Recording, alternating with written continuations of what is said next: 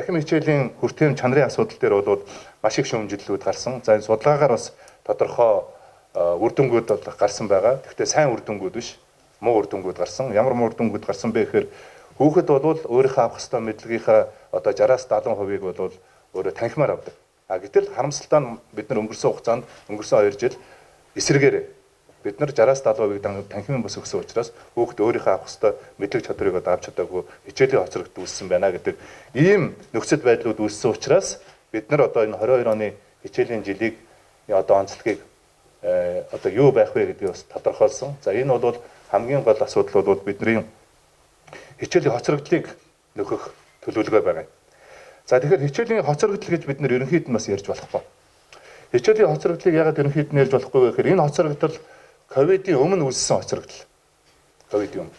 Дахиад энэ дээр нэмээд ковидын дараах хоцрогдол гэж энэ хоёр хоцрогдолд одоо манай хүүхдүүд нэлээд гүн нэрвэгдсэн байна.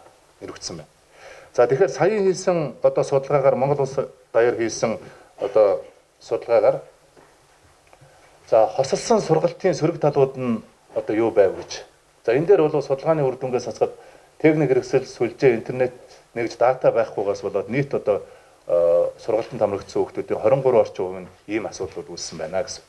За багш нарын ачаал бол маш их байлаа гэж хариулсан байна.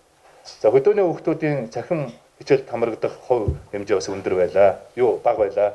За суралцагчдын идэвхс бол даалгавар хийхгүй байх байдал бас нөлөөлсөн байна. За ингээ хүүхдийн анхаарал төвлөрөлт бага одоо марталт ихтэй ягаад гэвэл энэ бас 5-9 дээр нөлөөлсөн юм байна. Одоо 5 хоног танхимаар хичээлдээд 5 хоног гэрээрээ хичээлдээд гэртээ 2 хоног амраад хүрээд ирэхээр буцаад танхимаар хичээлсэн хичээлүүдээ мартчихсан. Одоо ийм зүйлүүд бас энэ юуны үеэр анзаарэгдсэн, судалгаанд анзаарэгдсэн. За мөн агуулгын хоцрогдлуудыг нөхөх асуудлууд байна. За одоо сурагчтай ажиллах цаг бага байсан. Гэх мэтлэнгээр ингээд энэ цахим хичээлийн сөрөг үр дүнгууд одоо ийм байлаа гэдэг нэг ийм одоо юу өгсөн байна. За ингээд цаашдаа бол үндсэндээ энэ судалгаа юу харагдаж байгаа нөхөр ерөөсөө цахимаар хичээлье. Нийт одоо судалгаанд хамрагдсан багш сургууль хүмүүжүүлэгт эсрэгчүүдийн бараг 48% бид нар одоо энэ үүссэн хоцрогдлыг нөхөх ёстой юм байна гэдэг асуудал байна. За хоёрдугаар асуудал бол багшийг цахимаар сургалт явуулах энэ боломжоор хангах энэ асуудал байна.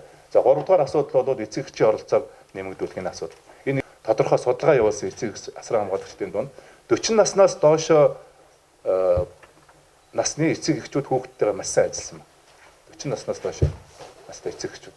40 наснаас дээшээ одоо настай хүүхдтэй эцэг эхчүүд бол одоо хүүхдтэйгээ муу ажилладаг гэсэн ийм судалгаас харагдсан байна. Тийм бол одоо бид нар нэгэн судалгаа ингэж гарч байгаа учраас нийт одоо ер нь бол цаашдаа бүх сургалтыг бол одоо танхимаар 100% хичээлүүлэх ийм зүйлүүдийг бид нар анхаарч ажиллах хэрэгтэй байна гэж харж байгаа.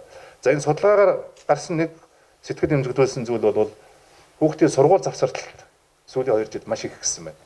Өнөөдөр Монгол улсын хэмжээгээр одоо 2000 орчим хүүхэд сургууль завсарлах юм бодиттой эрсдэл нүүрэлсэн байна. За энэ сургууль завсарлаж байгаа энэ хувь хэмжээ бол өнгөрсөн 2 жилээс өмнө уу одоо 2018-19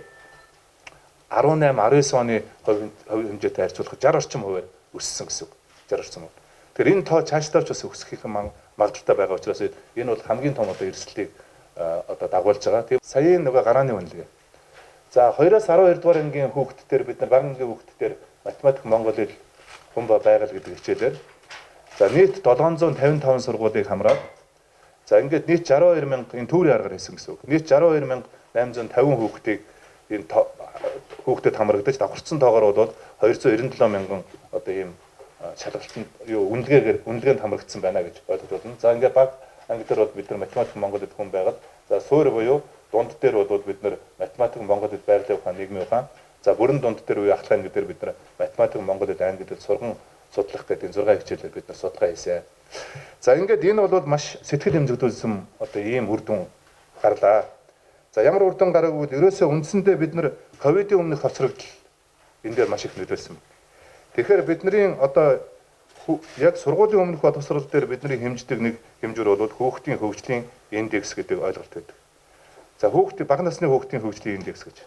За бага насны хүүхдийн хөгжлийн индекс гэж яг юу гэхээр үсэг тоо нэрлэх чадамж, бие бэлтрийн чадамж, суралцах чадамж, нийгэмшгүй буюу өөрийгөө илэрхийлэх чадамж гэдэг энэ дөрвөн чадамжийг бид нар 3, 4, 5 наснд нь эзэмшүүлэх хэрэгтэй.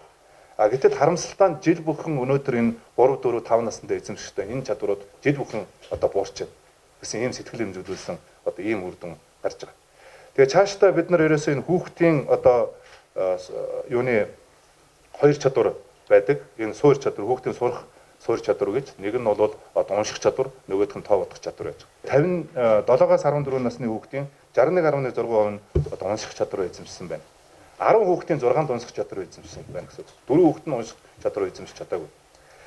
За 51.5 хүүхэд нь тоо бодох суур чадвар эзэмшсэн байна. Үндсэндээ 2 хүүхдийн нэг нь тоо бодох суур чадвар эзэмшсэн байна. Бусд нь ингээд хоцрогдолд орж байна гэсэн ийм одоо дүгнэлтүүд гарч байна.